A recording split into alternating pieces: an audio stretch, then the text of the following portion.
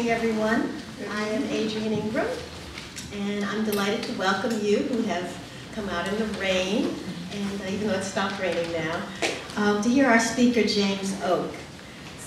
He will help us reflect on the sesquicentennial of the Emancipation Proclamation.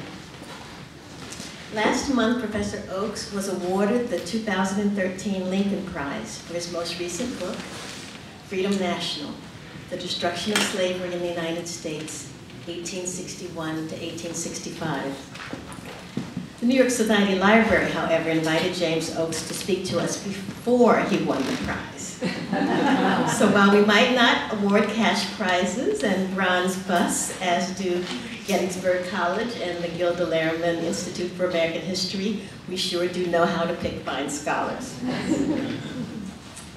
Our speaker is a native of New York City, educated at Baruch College, and he returned here to teach at CUNY Graduate Center after studying on the West Coast at UC Berkeley and teaching in the Midwest at Northwestern and at Princeton. He's written 3 books and hundreds of articles. And I'd like to share with you some words written by James Oakes that reveal what a special scholar he is. I've always taken a certain stubborn pride in resisting popular trends. But if I'm not advocating trendiness, neither do I have any desire to dig in my heels and cling to the scholarship of the past, especially my own.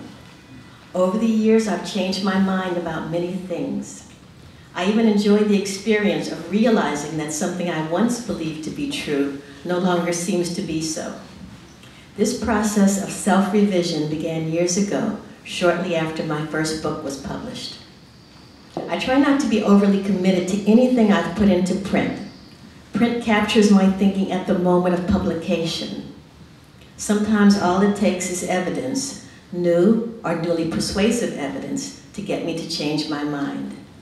At other times, I become aware of dubious premises I had unconsciously assumed and so back away. And there's always something new to learn. The more documents I read, the more nuances I'm likely to notice in the next one I read. It's like learning a language I didn't know existed. It's hard to figure it out, but it's also fun, serious but joyful. It's why I love what I do, because every day the past seems just a little bit different to me than it seemed the day before.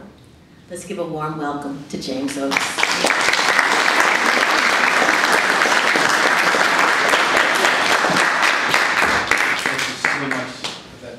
Generous introduction, and I have to admit, it's a little bit embarrassing. I was born and raised in New York, and I live across town on the Upper West Side. I've passed this building a million times.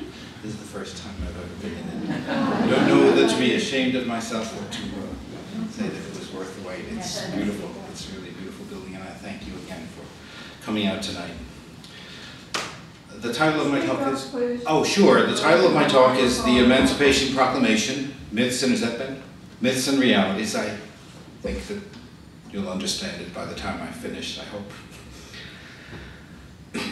There was great excitement among the slaves on Charles Hayes's plantation, 16 miles from Louisville, when they heard the news that Abraham Lincoln had issued an Emancipation Proclamation a few days before. It was early January of 1863, and a number of Union men passing the Hayes plantation, quote, inquired of the slaves if their master had set them free. Fearing he would be arrested if he failed to let his slaves know of their freedom, Hayes appeared one morning as the slaves were eating their breakfast.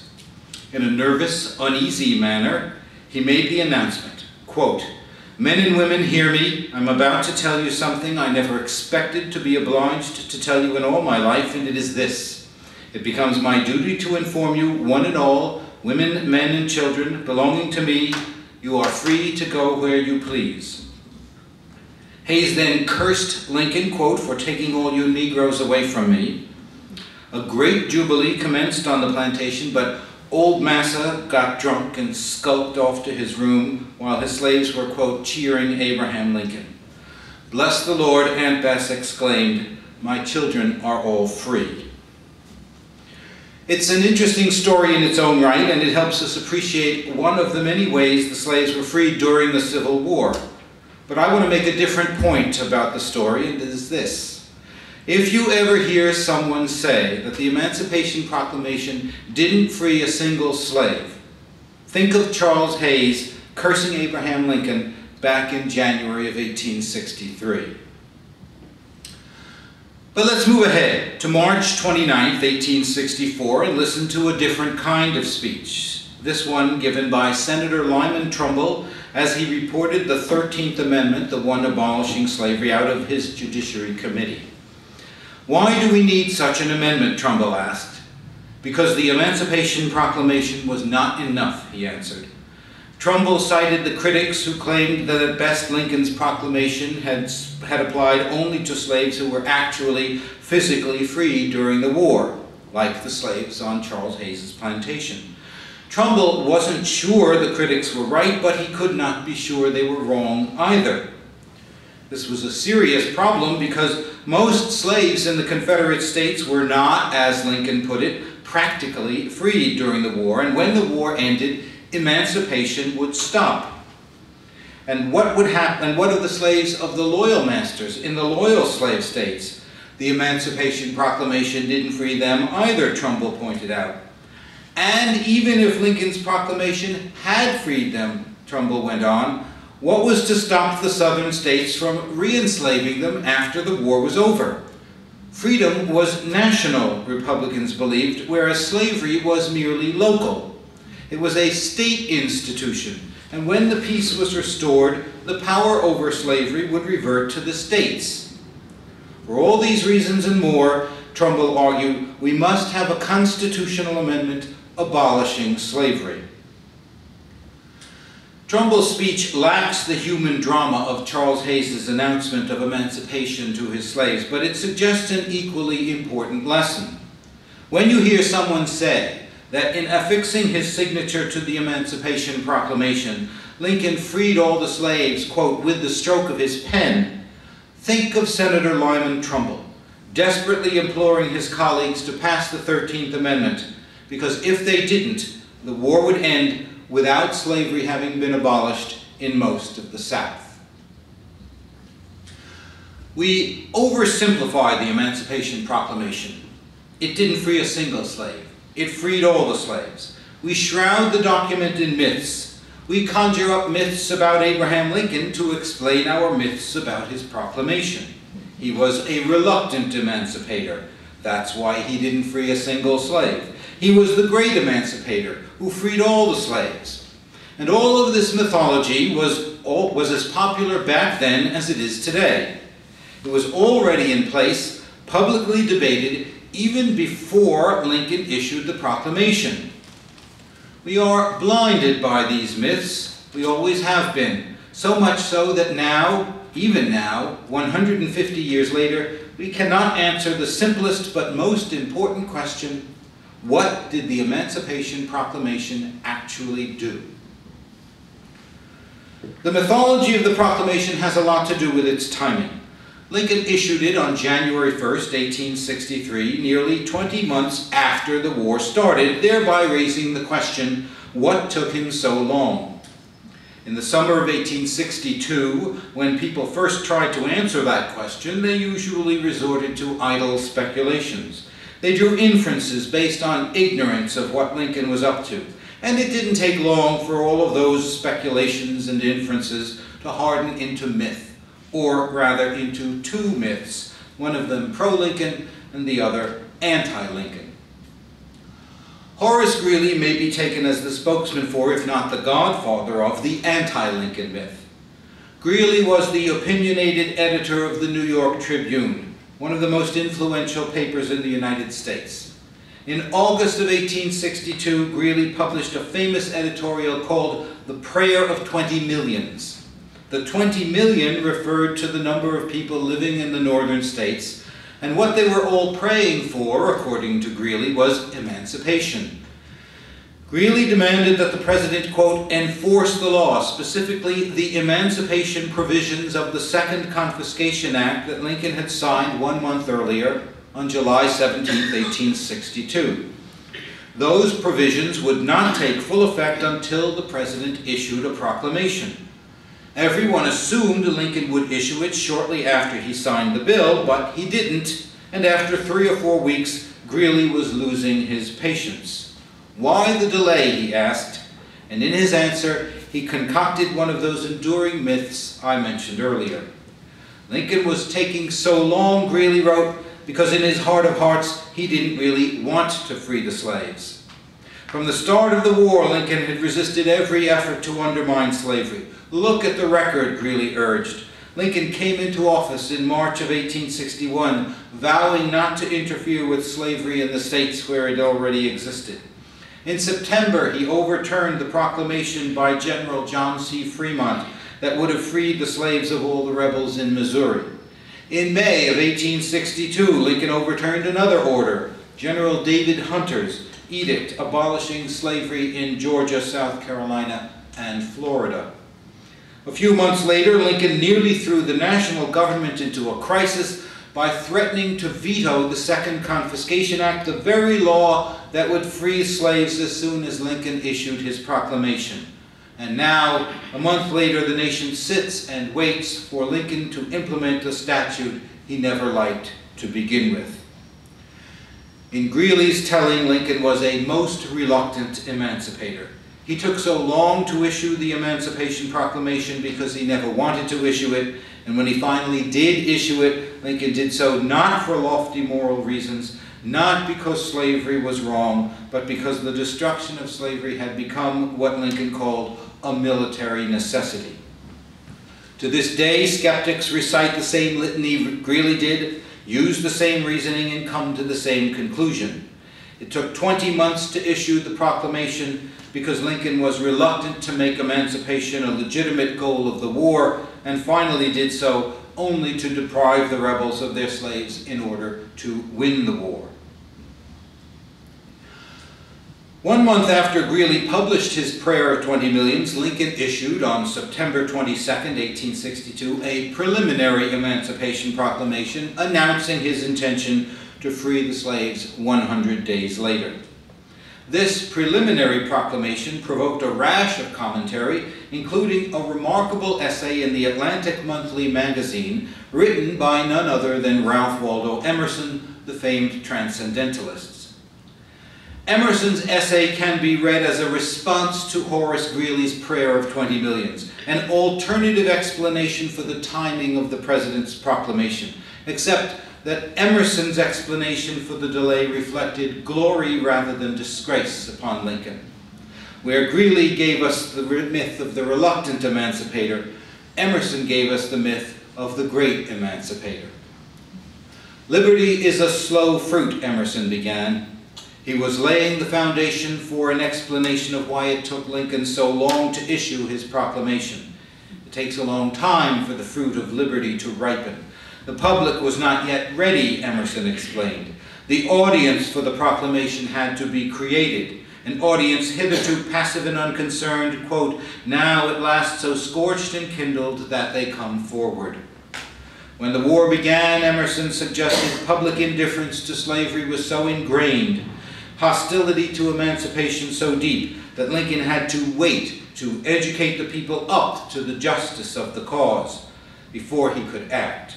And so Lincoln waited with infinite patience until the, quote, public sentiment of the country was at last unmistakably pronounced. When we consider the immense opposition to emancipation that Lincoln faced, Emerson declared, quote, one can hardly say that the deliberation took too long. Indeed, against all timorous counsels, Lincoln had the courage to seize the moment. This was greatness. And since it's Emerson talking, we might as well call it transcendental greatness.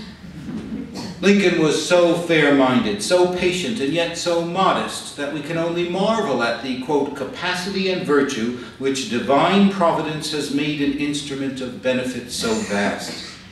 As God's chosen instrument, Lincoln really had no choice but to issue his proclamation. He was put here at this time and in this place to do what had to be done. It was his destiny. Lincoln, Emerson wrote, quote, has been permitted to do more for America than any other American man. And just what had Lincoln done? He removed the blot of slavery from our national honor. lifted the heavy load of the national heart. He freed the slaves, but he also redeemed the nation.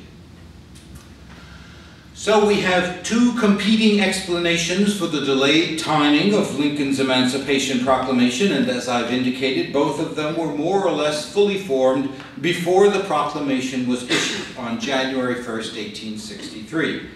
Greeley's Lincoln was the reluctant emancipator. Emerson's was the great emancipator. Greeley claimed to be speaking for 20 million Northerners who were waiting anxiously for Lincoln to finally issue the proclamation. Emerson's Lincoln was faced with immense popular opposition to emancipation. He waited patiently for public opinion to come around to his own more advanced views. They can't both be right, but they can both be wrong. Both Greeley and Emerson were blinded by the false premise of the question they were asking: what took Lincoln so long?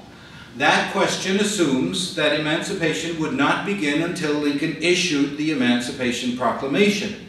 But the fact is that the Lincoln administration had begun formally emancipating slaves more than a year earlier, on August 8, 1861. There was no 20-month delay requiring any explanation. Lincoln was neither reluctant to emancipate slaves, nor was he waiting patiently for public opinion to catch up with him. By the time he issued the Emancipation Proclamation, the Union had been freeing slaves for almost a year and a half, tens of thousands of slaves. So the mythology of the Emancipation Proclamation is doubly misleading. It's not merely that the Greeley and Emerson explanations for Lincoln's timing were wrong. It's that they both assumed there had been no emancipation until Lincoln finally at long last proclaimed it. The myth erased the history. All of the emancipations prior to January 1st, 1863 have simply disappeared from our historical memory. And until we recover that history, until we understand how and why slaves were emancipated before the Emancipation Proclamation, we can't possibly understand what the proclamation did, or to be more precise, what the proclamation changed. In the mythic account, emancipation begins with Lincoln's long-awaited proclamation. In the historical account, it begins much earlier, in the spring of 1861, 6 weeks before the war began. On May 30th, Lincoln met with his cabinet to discuss the request by General Benjamin Butler at Fortress Monroe in Virginia that he be allowed to withhold runaway slaves from their owners. 3 slaves had escaped to Butler's lines asking for asylum, and when their owners showed up demanding that their fugitives be returned, Butler refused. He called the slaves contraband of war. He sent 2 urgent letters to Washington, one on May 27th, the second on May 28th, asking whether he had done the right thing. The cabinet met to discuss Butler's request 2 days later on May 30th, and when the meeting was over, the War Department telegraphed the general at Fortress Monroe not only approving his contraband policy, but authorizing Butler to refuse to return any runaway slaves who came within his lines. There's the first move. Barely 6 weeks after Fort Sumter, the Lincoln administration stopped enforcing the Fugitive Slave Clause of the Constitution for any slaves coming within Union lines from a seceded state. But it wasn't emancipation. Butler was authorized to retain fugitives, but he was not authorized to free them. Only Congress could determine the status of the fugitives, and that's what Congress proceeded very quickly to do. Shortly after the attack on Fort Sumter, President Lincoln called Congress to come back to Washington for an emergency session 5 months ahead of schedule, beginning on July 4th, 1861. Less than 3 weeks later, on July 20th, Senator Lyman Trumbull reported a confiscation bill to the floor and immediately attached an amendment that would emancipate any slaves used by the Confederates in support of their rebellion.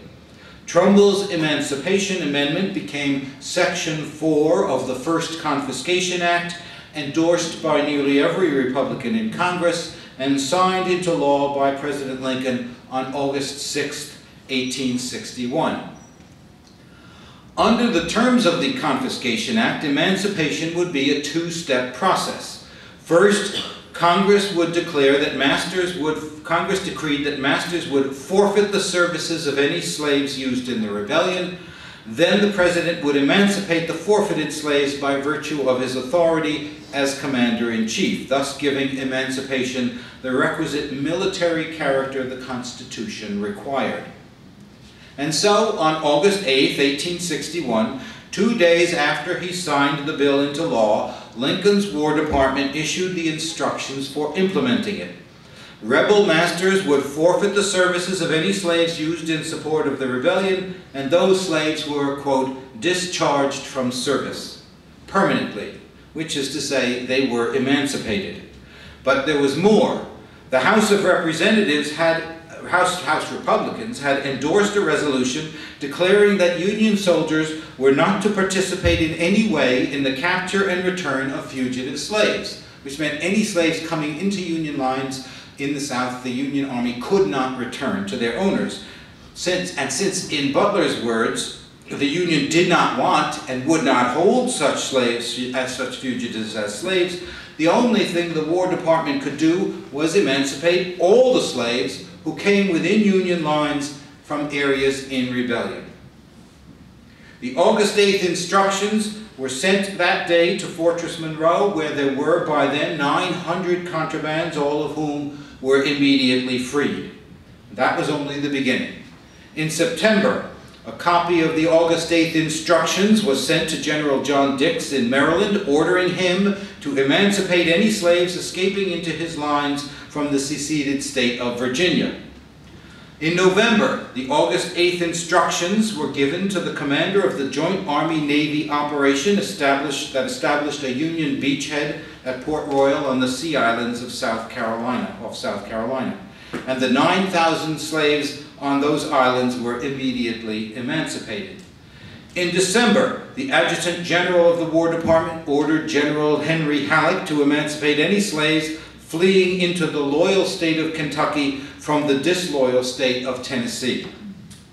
In his first annual message to Congress that same month, December of 1861, President Lincoln noted that under the terms of the first Confiscation Act, quote, numerous slaves had come within our lines and were, quote, thus liberated.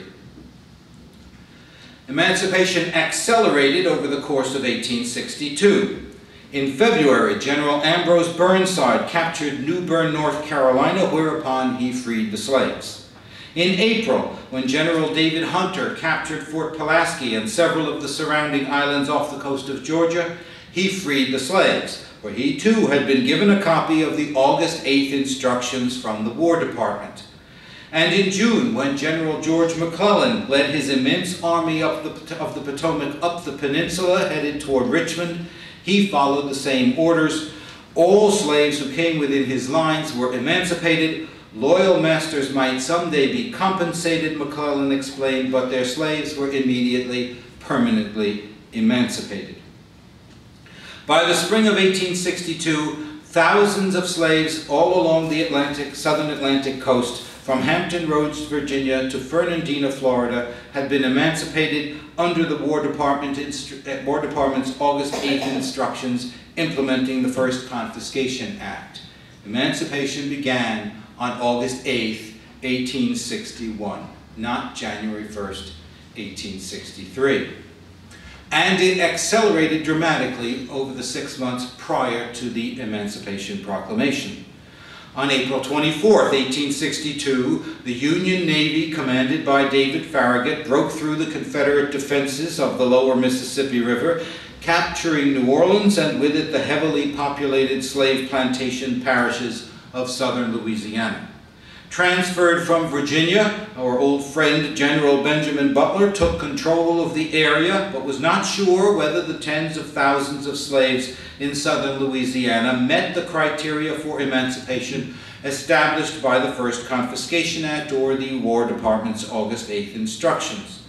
Unlike the Sea Islands and Fortress Monroe, the Louisiana slaveholders did not all flee from the Union Army, and many of them claimed to have been loyal.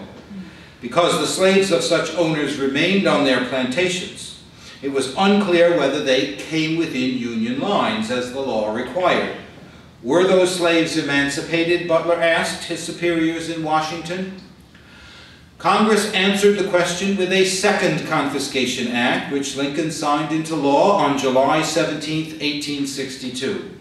It declared that in Union-occupied areas of the South, areas that were formerly occupied by the Confederates, that is, areas like southern Louisiana, slaves owned by anyone who could not demonstrate, quote, continuous loyalty to the Union were immediately emancipated.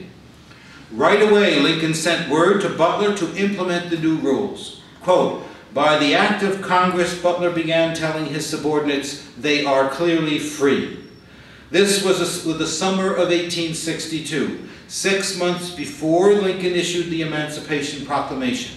Horace Greeley was publishing pious editorials, wondering why it was taking Lincoln so long to free the slaves, and all the while, Lincoln was ordering the emancipation of thousands of slaves in the lower Mississippi Valley.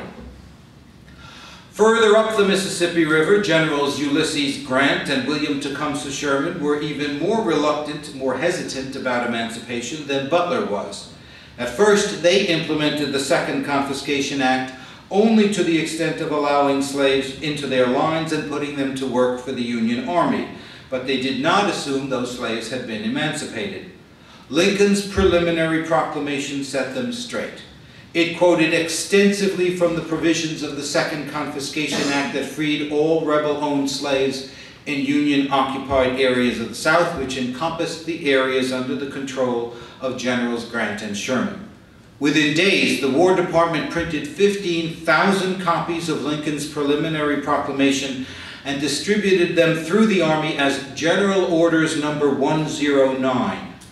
Grant and Sherman understood. Quote, they are free, Sherman finally admitted in the fall of 1862. Quote, the President declares the Negroes free. Grant agreed.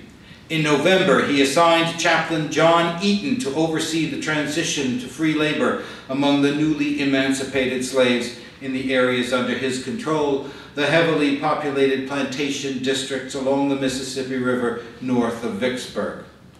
During those same months, in late 1862, the Secretary of War, Edwin M. Stanton, instructed Union generals in Arkansas to emancipate all slaves coming within Union lines. Now let's listen once more to the way political and military officials were talking about slavery in the year before the Emancipation Proclamation. Listen to Lincoln explaining to Congress in late 1861 that numerous slaves were coming into Union lines and were, quote, thus liberated. To Treasury Secretary Salmon P. Chase, replying to a Sea Island planter about who asked about the status of his slaves, quote, they are free, Chase told him. To General Sherman, making the same declaration later in 1862, they are free. The President declares the Negroes free. And to General Benjamin Butler, explaining to his officers in Louisiana that, quote, by the act of Congress, they are clearly free. All of these emancipations were initiated by the Lincoln administration, implementing congressional statutes before the Emancipation Proclamation of January 1st, 1863. Which brings us back to the question of the hour: what did the Emancipation Proclamation actually do?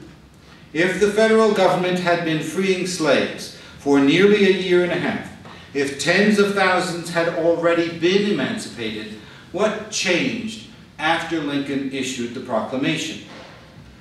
Legally, the proclamation implemented the policy adopted by the Republicans in the Second Confiscation Act, making emancipation universal in the seceded states. The Union had been freeing slaves in areas it occupied. Now it would free slaves in all the unoccupied areas of the rebellious states. Section 6 of the law required a presidential proclamation to be fully implemented, and that's what the Emancipation Proclamation did. But how? How could the president effectively emancipate slaves in areas over which the Union Army had no control? He would do so by changing military policy on the ground in two distinct ways, one of them well known, the other almost completely unknown. First, Lincoln's proclamation authorized the systematic enlistment of blacks into the Union Army. Everyone knew that for the slaves to be freed, the Union had to win the war. If the Confederacy succeeded in establishing its independence, slavery would go on forever. Black soldiers would help prevent this. In the struggle to suppress the Southern Rebellion, Lincoln said black troops did double duty. Every slave recruited into the Union Army deprived the Confederacy of his labor and added that same amount of strength to the North. Lincoln concluded that black soldiers were, quote, indispensable to Union victory in the war, which meant they were indispensable to the destruction of slavery. That's one of the reasons it made sense for Lincoln to announce enlistment of black soldiers in the Emancipation Proclamation. But there was another reason as well. Lincoln and the Republicans believed that service in the Union Army ensured that a soldier who had been a slave could never be re-enslaved. Remember Trumbull's warning. Nobody could be absolutely certain that slaves freed during the war were in fact freed forever. But most Northerners were sure that you could never revoke the freedom of a former slave who risked his life for his country by enlisting in the Union Army. Enlistment guaranteed emancipation. This is one of the reasons black enlistments were highest in states that were exempted from the Emancipation Proclamation, states like Tennessee and Kentucky. For slaves in those states, enlistment was the surest path to irreversible freedom during the Civil War. We know a great deal about the history of black soldiers during the Civil War, but we know almost nothing about enticement, the second major policy change instituted by the Emancipation Proclamation. In fact, we know so little about enticement that I'd be willing to wager that hardly anybody in this room, if anybody at all, knows what it means to say that the Emancipation Proclamation lifted the ban on enticement. You might be able to guess, but I'd be surprised if any of you really know unless you read my book. What did it mean to lift the ban on enticement? To answer that question, we have to go back. We have to understand something else about Union emancipation policy before the proclamation. So let's go back one last time to Fortress Monroe and take a closer look at precisely what Lincoln's cabinet authorized General Butler to do on May 30th, 1861. In his telegram to Butler shortly after the cabinet meeting adjourned that day, the Secretary of War instructed the general to keep all contrabands who came within Union lines, but otherwise to leave the peaceful operation of slavery alone. That same distinction was repeated in the August 8th instructions for implementing the First Confiscation Act. Union soldiers were authorized to emancipate slaves coming into their lines, but they were forbidden to entice slaves away from their masters. Over the course of the next year and a half, the Union authorities maintained the same basic distinction. As John Hay, one of Lincoln's secretaries, put it in September of 1862, the government's policy was, quote, not to return to slavery those slaves who fall necessarily into our hands in the course of the war, but Union soldiers were, quote, not to entice them in, nor incite them to rise. On December 17, 1862, 2 weeks before the proclamation, General Grant ordered his superintendent of contrabands to employ, quote, any Negroes who voluntarily come within the lines of the Army. But in no case, Grant added, quote, will Negroes be forced into the service of the government or be enticed away from their own homes except when it becomes a military necessity. That was the ban on enticement, the ban that was lifted by the Emancipation Proclamation. John Nicolay, Lincoln's other secretary, explained the new policy on January 2nd, 1863, the day after the proclamation. Henceforth, Nicolay said, the slave population will be used to suppress the rebellion, quote, as rapidly as it can be brought within Union lines. It is the policy of this government, General-in-Chief Henry Halleck explained to Grant in March, quote, to withdraw from the enemy as much productive labor as possible. Union troops must never discourage the Negroes from coming under our protection. This is not only bad policy in itself, Halleck explained, quote, but is directly opposed to the policy adopted by the government. The character of the war has changed, Halleck added. The policy now adopted by the government is, quote, to withdraw from the use of the enemy all the slaves you can, end quote. The War Department's Adjutant General, Lorenzo Thomas, likewise explained the new policy in the spring of 1862, quote, they are to be encouraged to come within your lines.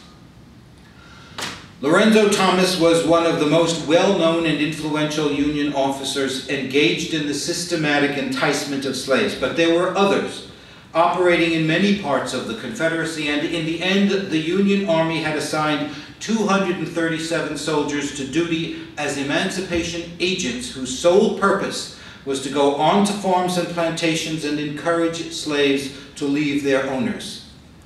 James Ayers was one of those agents, and his remarkable diary gives us a vivid account of just how enticement worked on the ground. I'm going to quote extensively from Ayers' diary, but I need to say in advance that although Ayers was a minister and a devoted abolitionist who hated slavery, he was a 19th century man who used 19th century language, much of which is offensive to us. But to censor his words would destroy the effect of his diary. Here's the entry from May 7th, 1864. On that day, Ayers rode onto a plantation 10 miles outside of Huntsville, Alabama, and into a field where 27 slaves were gathering corn. Whose farm is this? Ayers asked. Master Eldridge's, sir. Is that his house yonder? Yes, massa. Is he good to you? No, not mighty good, massa.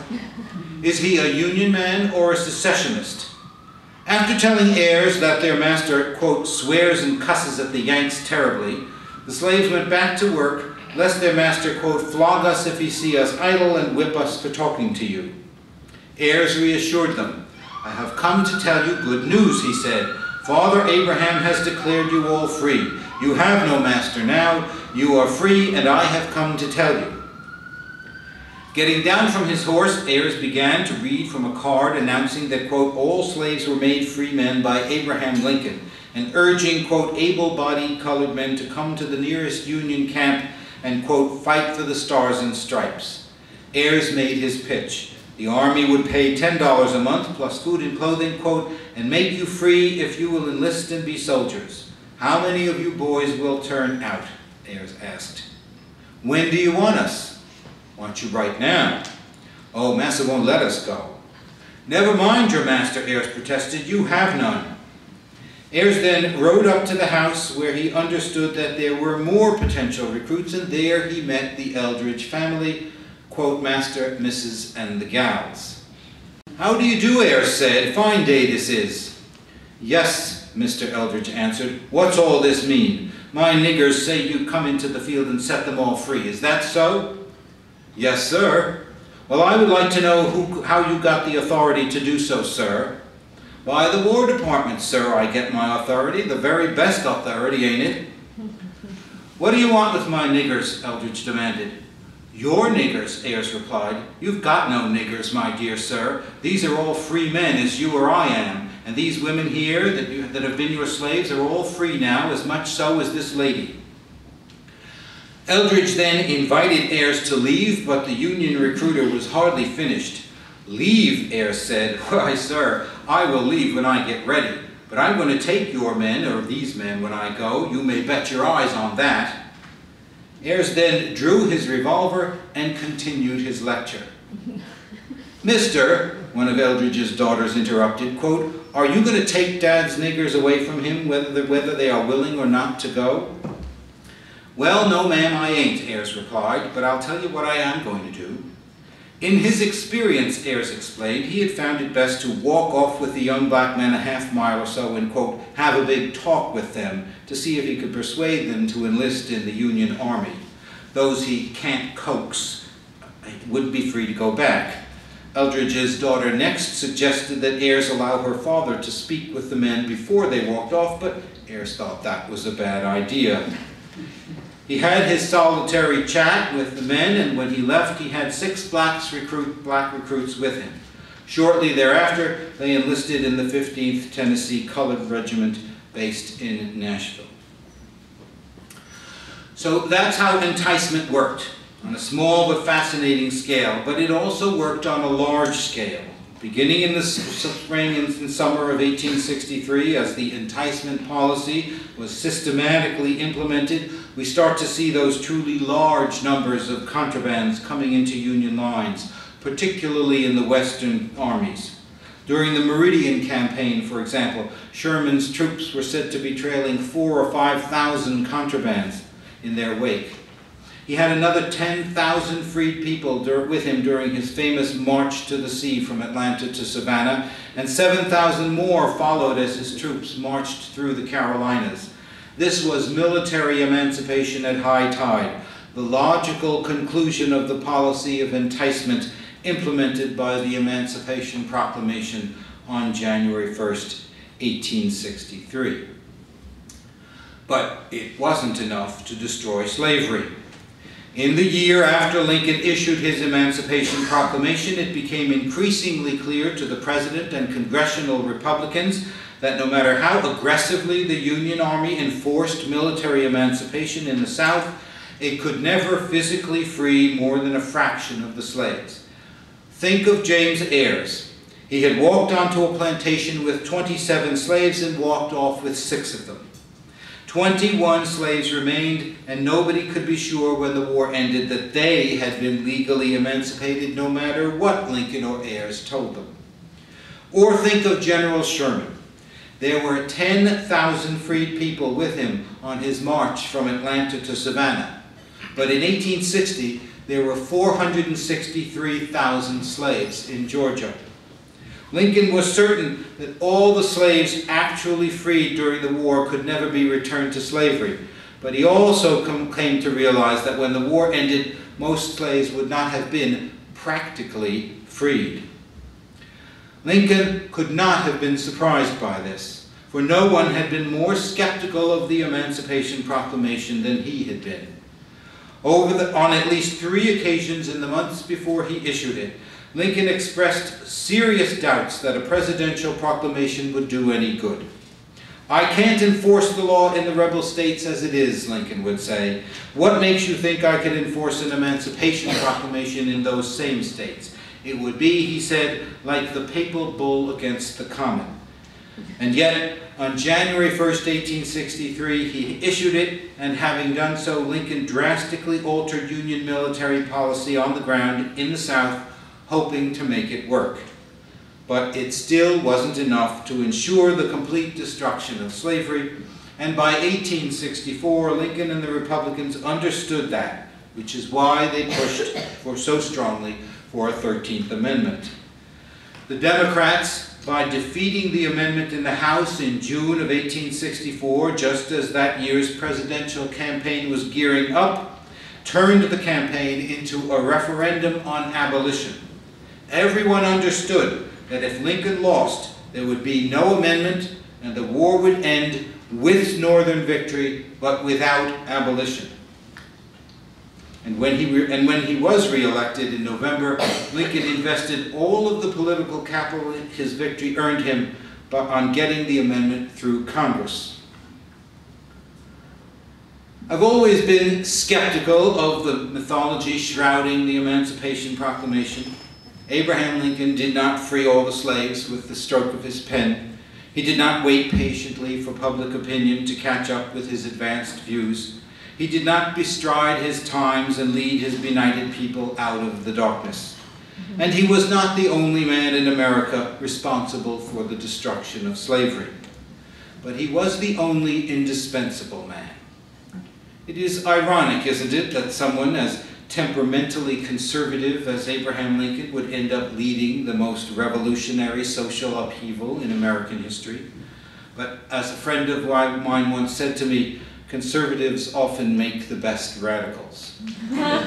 They keep their revolutions from sliding off into terror and anarchy. Of course, when I say that Lincoln and the Republicans were revolutionaries, I don't mean that they were socialists or communists or anarchists. They were never going to smash wage labor or redistribute the land, nor had they set out to abolish the various forms of discrimination that flourished in the United States of their day.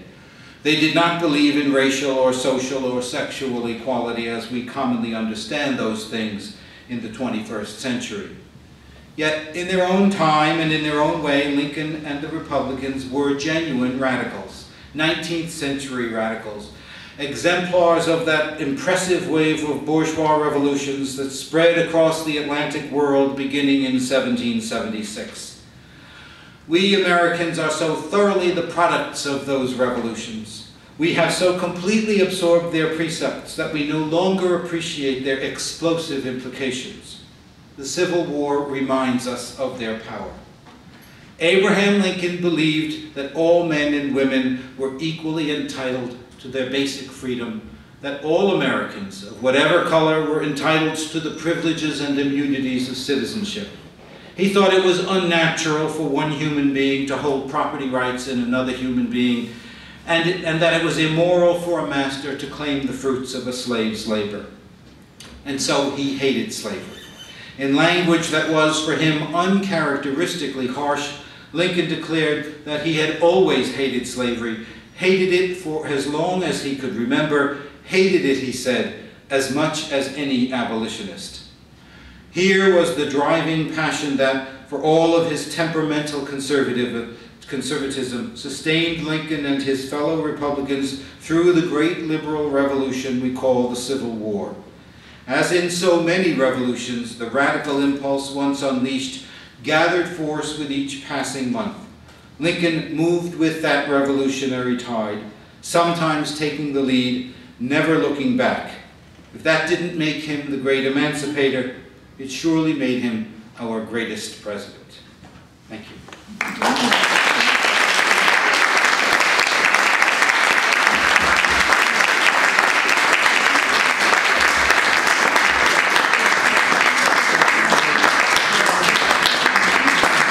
I'm happy to answer any questions if you have any. If not, that's fine. Yes? So why did Lincoln reverse the activities of those generals? Oh, you know, I took that. I thought I was getting too long, but that's a good question. It's legal reasons. When he told General Fremont in Missouri in September of 1862 was, rewrite your order to conform to the First Confiscation Act. He did not tell Fremont that he couldn't free slaves. He said, you're not writing your order in the way that conforms to the law. You are declaring the emancipation of all rebel-owned slaves in the state. The Emancipation Statute in the Section 4 of the First Confiscation Act says, you may free all rebel-owned, all slaves coming into your lines from areas in rebellion. He had to rewrite the order to conform to the law that Congress had passed. He didn't tell Fremont you can't free slaves. The funny thing about that is that until Lincoln issued that order, although it has the reputation, it's used to show that Lincoln was a reluctant emancipator, nothing in the statute and nothing in the debates that Congress had over the statute indicated that they intended that statute to apply to any of the 4 loyal slave states. The first indication that that law would apply to states like Kentucky or Missouri or Maryland was Lincoln's order to Fremont, saying, implement the First Confiscation Act according to the law. So he actually is extending emancipation in that order. The other one, General David Hunter, in the spring of 1862, he lands at Fort Pulaski. He has that August 8th instruction. He issues this first emancipation order saying all the slaves that are within our lines are emancipated. And then a month later, he issues a second order freeing all the slaves in Georgia, South Carolina, and North Carolina. Georgia, South Carolina, and Florida. Well, that's illegal. The federal government never abolished slavery in a state. It never had the power to. It could only emancipate slaves as a military necessity in areas that were in rebellion. He had effectively issued an order abolishing slavery in 3 states. Again, Lincoln let the first order stand because it was legal and in conformity with the law. The second order was illegal and he had to pull it. So it's not that he was reluctant to emancipate. He's saying something that we don't really fully appreciate. He's saying generals don't make policy, civilians make policy. You can't change the law as Congress makes it and as the president implements it. We are the elected officials. This is a government run by civilians. He makes that very clear that this is an issue not about slavery, it's an issue about civilian rule over the military. In both cases. Yes. I have to read your book, so I apologize that it's already in there. But could you just describe a little bit more about the enticement under the Emancipation Proclamation and how that was different from the Second Confiscation Act? Second Confiscation Act, the Army sees these people sitting there, but they haven't actively decided to join their lines, but nevertheless they're allowed to do so as long as they aren't supporting the rebellion. But the Emancipation Proclamation, you say, is distinguished from that in terms of enticement. Well, how do you there's entice if you're not occupying the area? The Second Confiscation Act has immediate consequences.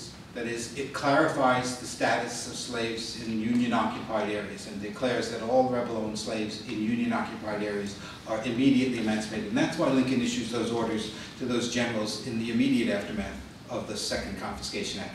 It also has a prospective emancipation set clause in it that says, upon issuing a proclamation of emancipation, that all slaves in unoccupied areas will be freed. That's all it says. It doesn't say how they will be freed. And that's one of the great criticisms of the proclamation from that day to this. It declares free all slaves in areas over which the Union Army has no control because it's unoccupied areas, areas that are in rebellion. So you read the text and it looks like the Emancipation Proclamation is declaring free slaves that Lincoln has no power to free. So they often say things like, you'll hear critics will say, the proclamation frees the slaves in areas over which he cannot free slaves, and it leaves the slaves alone in the states where he does have the power to do it. In fact, he didn't have the power to free slaves in the border states. They're not in rebellion. He has no constitutional authority to free slaves in loyal states. What he needs to do is find some way of getting that policy, getting those slaves in unoccupied areas actually emancipated. That's why he shifts to enticement. Right, and how did that work? I mean, you mentioned one example. But I don't think we fully know. I mean, I got that diary and I couldn't believe it was the diary. But we know that these guys went around to plantations and it was a dangerous occupation. There were 250 of them in the Union Army.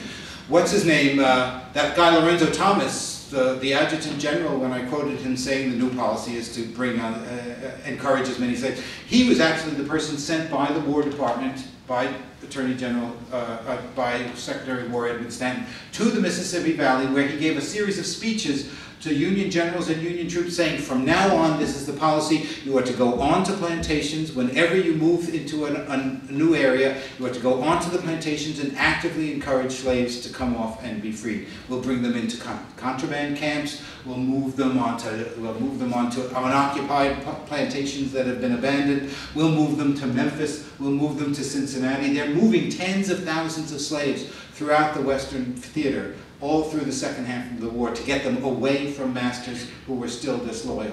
So it's a gigantic operation, and the Army is overwhelmed by this. The contraband camps are full, they're filthy, the Union doesn't know how to handle this gigantic number of slaves that it's got, and yet this gigantic number of slaves is actually a fraction of the slaves. So the policy can't work in part because slavery is just too big. They entice them as best they can. They entice them in a variety of ways, but it's just too much of a problem. They underestimated the size of slavery. 4 million, I don't think we realize. 4 million slaves, right? That's the number of slaves. Well, at the height, it's probably the largest slave society in the history of the world, right? At its height, slavery in the Roman Empire on the Italian peninsula, there were probably no more than 2 million slaves. The second largest slave society in the hemisphere, in Brazil, had less than 2 million slaves. Cuba, the next largest, had fewer than 1 million. The South was gigantic. It was huge. I would argue that the population of Muslim women is What? The population of Muslim women were essentially slaves.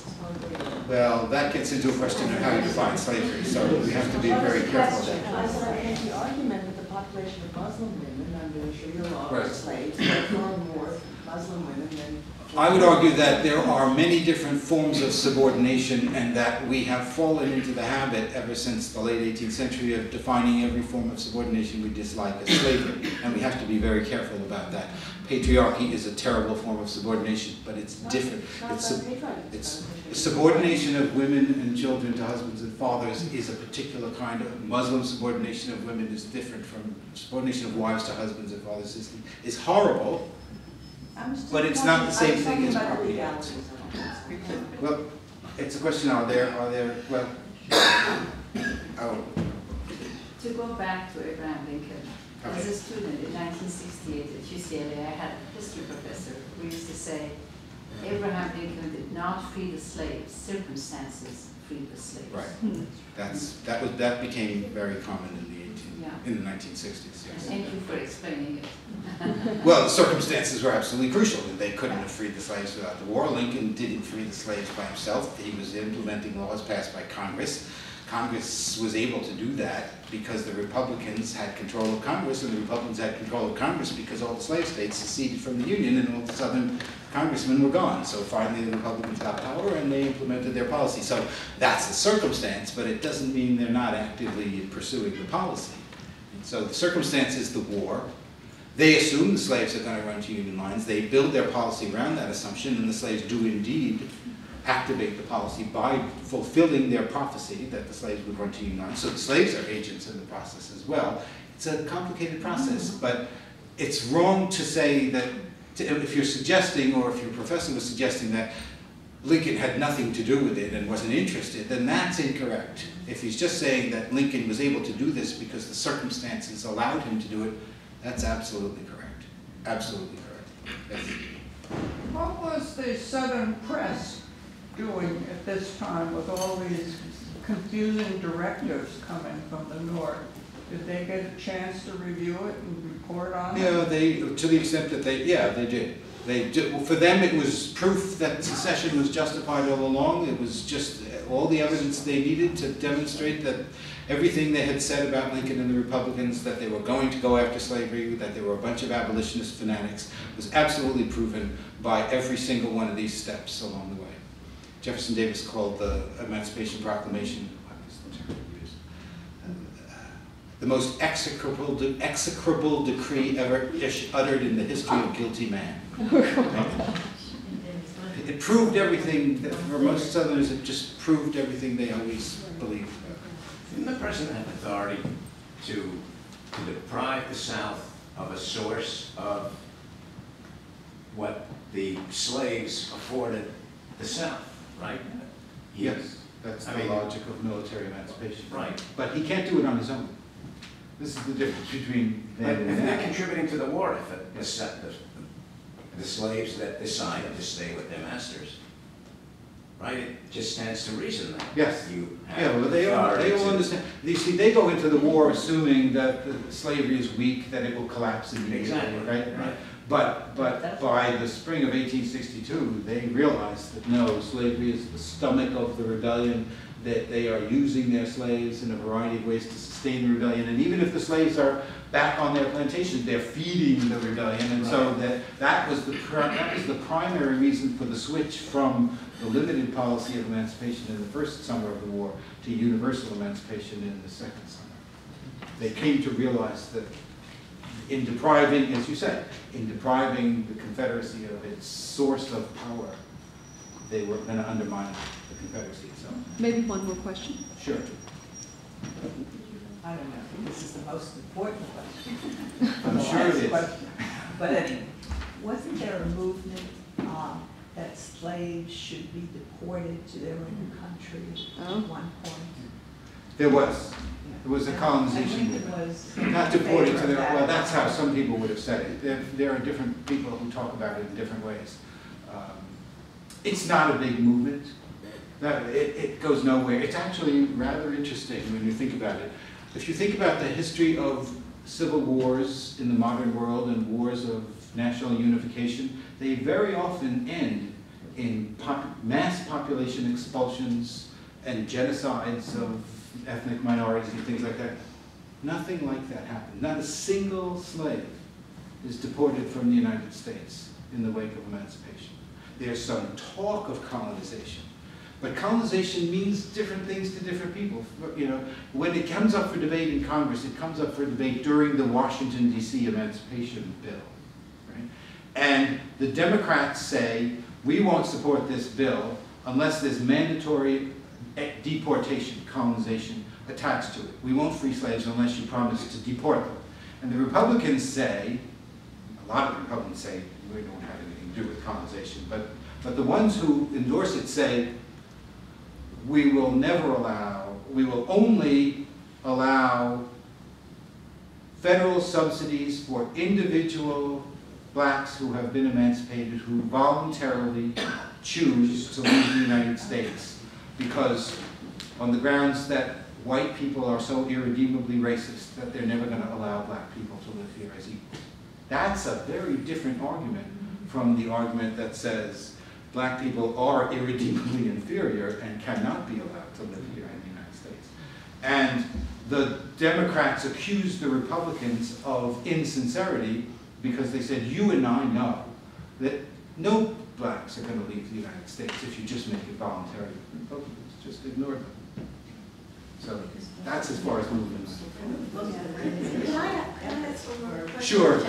I was watching a program on History Channel on the abolitionists, and they said that Lincoln said to Frederick Douglass and some of the other abolitionists that this should be a one-race country, and that he actually supported the idea of colonization. And I had never heard that before, so I wondered if you he had a meeting with Frederick Douglass in, no, he didn't have it. He didn't say it to Frederick Douglass, I'm sorry. But to the other... He said it to, he had a meeting with at the same time that the Greeley letter was written, right? And he brings these 5 or 6 African-American ministers from Washington, D.C., and it says, what I said, the Republican argument is, white people are so irredeemably racist that they're never going to allow your people to stay here in the United States. So you should voluntarily take up this, you know, movement of colonization and emigration. Lincoln said that. Lincoln said this, right? But it was always voluntary, and he was never going to, he absolutely objected to forced deportation, and it never went anywhere. And it was something else too. It was a fishy kind of meeting, right? Blacks who met with Lincoln, and he met with a lot of blacks during the Civil War, would always come away saying, he treated me as an equal, I never felt any sense of racial prejudice in him, and stuff like that. This meeting was unusual. He was condescending, he read from a prepared list, and he brought a reporter in to report on what he said. That's why many historians think that it was a setup, that he's about to issue an Emancipation Proclamation, and he wants to shut the racists up by making it look like he's, you know, going to endorse colonization when in fact he never did. Well, I want to thank everyone. We do have books outside for sale, and thank you for coming.